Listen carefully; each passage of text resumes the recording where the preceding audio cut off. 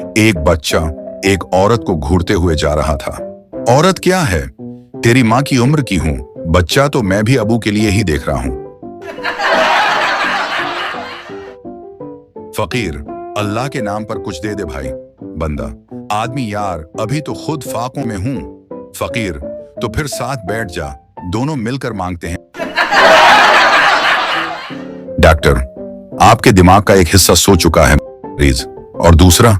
Doctor, वो तो बीवी के कंट्रोल में है। पुलिस, तुम रात को सड़क पर क्या कर रहे थे?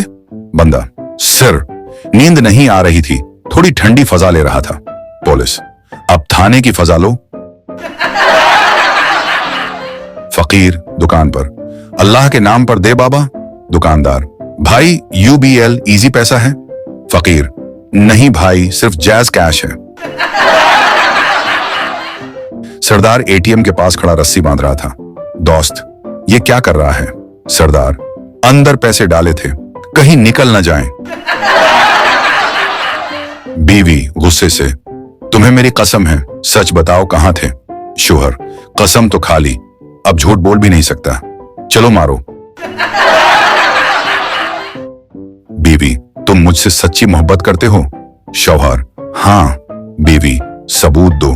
शौहर, रोज जौते खा के भी तुम्हारे साथ हूं।